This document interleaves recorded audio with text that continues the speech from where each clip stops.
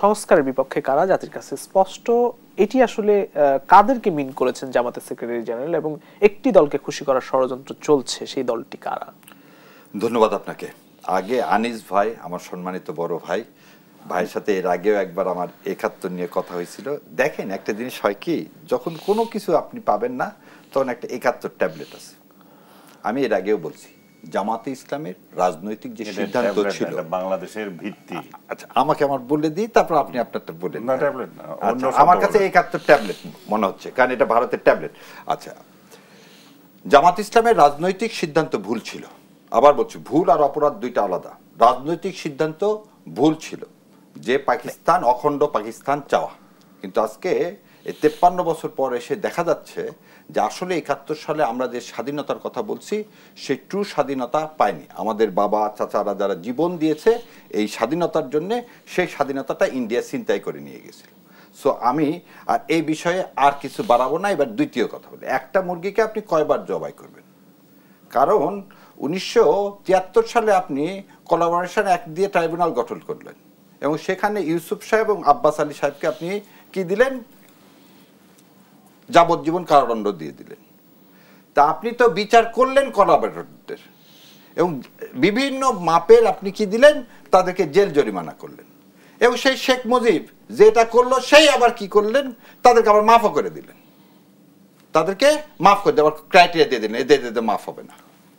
So আপনি আজকে আবার যদি বিচার করতে চান, মানে যতক্ষণ মনের মতো না হবে ততক্ষণ বিচার চলতেই থাকবে। এটা কোনোদিন হতে পারে না, কারণ এটা কোনোদিন ন্যায় বিচার না। ন্যায় বিচার মানে কি? আমাকে একবারই পানিশমেন্ট দিতে পারেন, দুইবার দিতে পারবেন।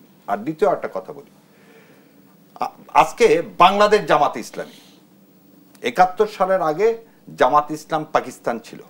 আর আমরা ১৯৮১ সালে, আমরা বলবো না, বাংলাদেশ জামাত ইসলামী ১৯৮১ সালে যে জন্মলগ্ন, সে জন্মলগ্নতে তাদের নাম কি হয়ে গেল? বাংলাদেশ জামাত ইসলামী। এবং আরেকটা জিনিস দেখেন, অধ্যাপক গোলাম আজম সাহেব, সে আগেও জামাত ইসলামের নেতা ছিলেন, নতুন জামাত ইসলামেরও তিনি নেতা, এ বিষয়ে কোনো সন্দেহ নাই। কিন্তু দেখেন তিনি দেশপ্রেম কিরকম। তার আপনি সিটিজেনশিপ নিয়ে গেলেন, কেড়ে নিলেন, সে রাষ্ট্রে হাইকোর্টের মাধ্যমে মামলা করে, মামলায় জিতে সর্বোচ্চ আদালত থেকে তার কি ফেরত পাইলেন? তিনি তার নাগরিকত্ব ফেরত পাইলেন। সে এই দেশ থেকে পালিয়ে যাননি শেখ হাসিনার মতন। যারা বলতেছেন এই স্বাধীনতাকে, আমি আরেকবার বলে নিই, ভাই একটু বলে নিই, সমঝোতার মাধ্যমে আসছেন এবং সমঝোতায় নাগরিকত্ব পেয়েছেন। সমঝোতায় কোনো নাগরিকত্ব দেয়নি। হাইকোর্টকে যদি আপনি সমঝোতা বলেন, সেটা সেটা চলে না। যদি তাই চলে তাহলে তো এটা আরো খারাপ, তাহলে সেই জন্য সংস্কার দরকার। আচ্ছা, ওইদিকে যাচ্ছি পরে। তবে ভাই যেটা বলছে একটু আগে, ৭১ যে ট্যাবলেট, আমি ওইভাবে বলি ৭১-কে অসম্মান করার কোনো সুযোগ নেই, এটা সম্মানের জায়গা। আমি ওই ট্যাবলেটটা মানুষ সবাই খাওয়াতে চাই সেই হিসাবে বলছি, কিন্তু এটা আসলে ওইভাবে বলাটা ঠিক না। ৭১-কে কে স্বীকার করে কিনা জামাত ইসলাম? জামাত ইসলাম ৭১-কে অন করে বলে তো বাংলাদেশ জামাত ইসলাম। যদি অনই না করতো, যেমন আমি এর আগেও ভাই জানে যে আজকের আমির হচ্ছে মুক্তিযোদ্ধা পরিবারের সন্তান, আমি মুক্তিযোদ্ধা পরিবারের সন্তান। তা আমরা কেন ভাই, আপনি যে বলছেন বারবার, এখন মানে আনিস ভাই না, অনেকেরই কথা যে ভাই সবার হাত ধরে ধরে মাপ চাও।